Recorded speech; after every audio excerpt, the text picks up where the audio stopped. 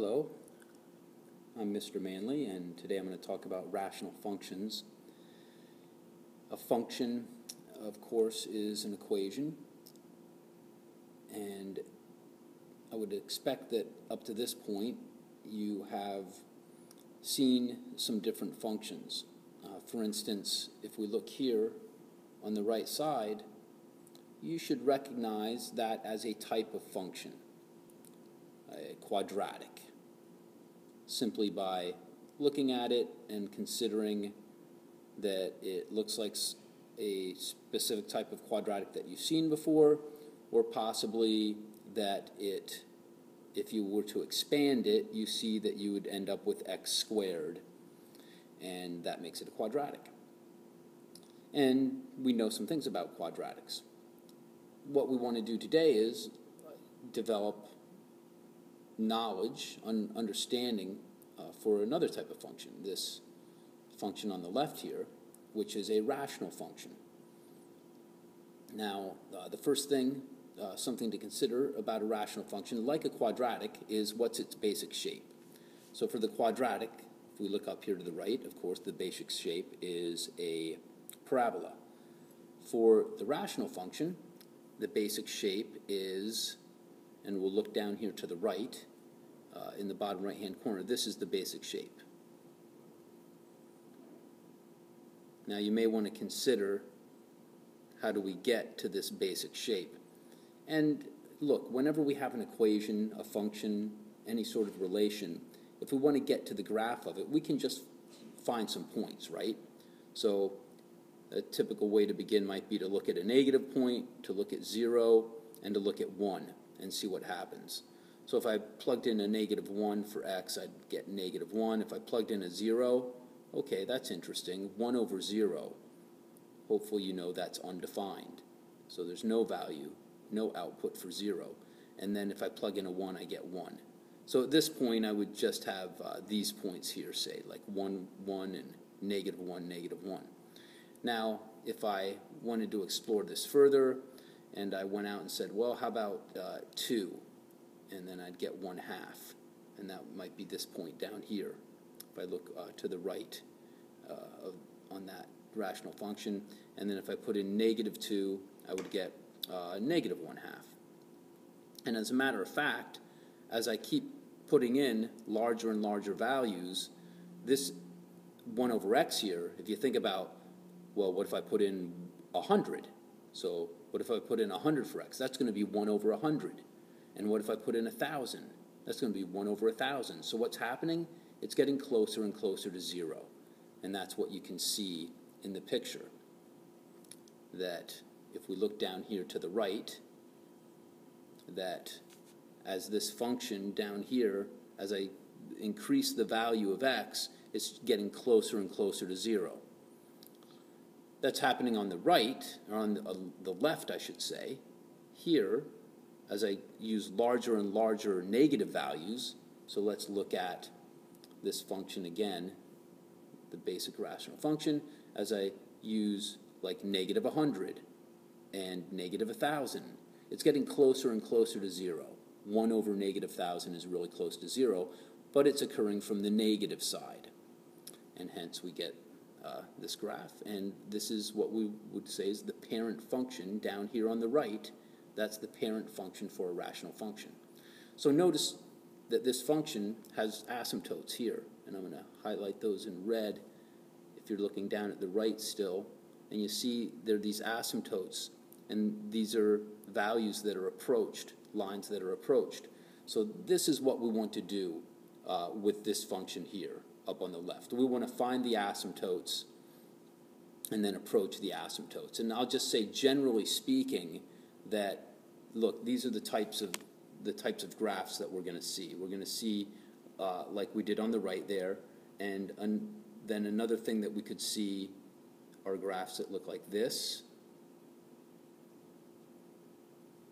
That's a rational function. And another one that we could see is going to be kind of similar. It's going to look like this. All right, so there's kind of a lot going on there, I'm sure, but you're getting the basic idea. We have these asymptotes, and then we have these basic shapes that are going to approach those asymptotes. So let's go ahead and look at one. The first one that I'm going to look at is here. Now, first of all, notice that independent of studying rational functions, if I had this function, I could ask about the domain. We have done that, right? Or I'm sure that you must have done that. If you're looking at a video on rational functions, that you've been asked about the domain of a function. And what's the domain of this one? I don't want the denominator to be 0, right? So I say x does not equal plus or minus 2. Well, guess what that does? That tells us that if we look to the right here, again, look over at the function on the right, what's the domain here? X cannot equal 0. Well, how does that manifest in the graph of the function? It manifests here. There's nothing happening at x equals 0. There's an asymptote. So this domain note here is really telling me about the asymptote, and specifically it's telling me about the vertical asymptote. So the domain is giving me the vertical asymptote at x equals plus or minus 2. Okay, from here, we need to find the vertical asymptote, and you'll notice in the function on the right that we had a vertical asymptote. If you look back down to the right-hand corner, we had a vertical asymptote, and we had a horizontal asymptote. All right, so the horizontal asymptote, I'm going to give you some rules for that. Here are the rules for horizontal asymptotes. So why don't you take a moment and read through those. If the degree of the numerator is less than the degree of the denominator, as is the case in our function, let's look at it. See, the degree of the numerator is less than the degree of the denominator. Then there's a horizontal asymptote at y equals 0. If the degree of the numerator is equal to the degree of the denominator, then there is a horizontal asymptote at y equals a over b. And I've got an example of that. So here, degree 2, degree 2. So the degrees are equal. Therefore, I'm going to have a horizontal asymptote at y equals 2 over 3. So that's going to be a horizontal line at 2/3. Okay? And then finally, if the degree of the numerator is greater than the degree of the denominator, like if I just quite simply had f of x equals 3x squared over x plus 1. All right? That is degree of the numerator is 2, degree of the denominator is 1, so there is no horizontal asymptote, but there is a slant asymptote at q of x. And I will examine this possibly. You might be able to find that I have another video that specifies that. So we're not going to deal with slant asymptotes in this video.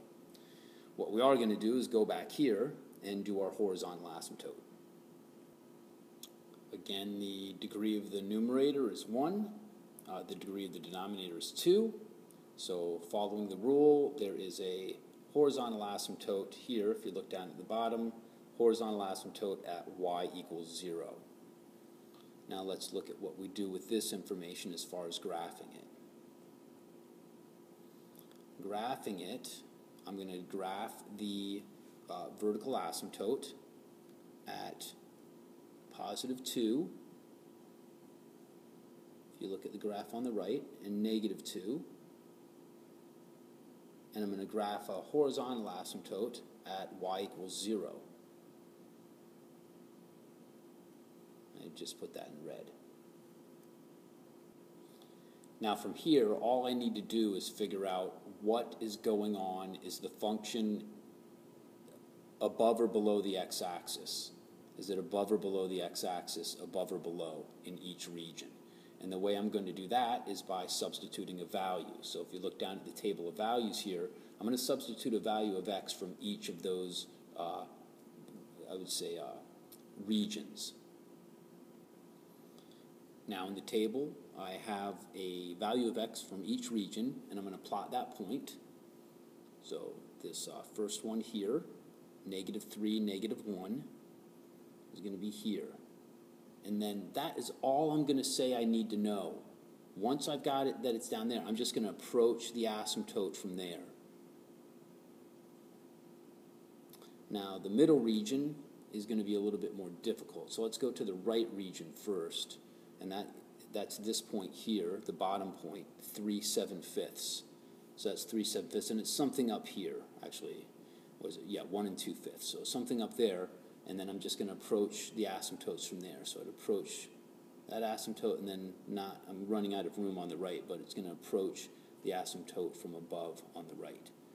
So hopefully you followed that. I'll highlight those parts that I've done. Lower left-hand corner, I have this, and upper right-hand corner, I've got this. Now in the middle, if I plot this point that I've got, look down on the left, 0, -1/4, so that's here, 0, -1/4. Now I do have to figure out what's going on to the right and left of that point. So looking at the table, down at the bottom of my table of values, I've got 1, -1, which is, I'm going to plot that point on the graph. If you look at 1, -1, I've got -1, 1/3. I'm going to plot that point on the graph. So you see these 3 points. I need to get through these 3 points in the middle, and I need to approach the axis, or I should say the asymptotes. And with that, the graph is complete. So that's your intro to rational functions. There's a couple of nuances. We got to deal with the slant asymptote, which will require another video, and there's one other issue that I would need to deal with as well. So you should either get that in class through instruction or look out for another video. Thanks.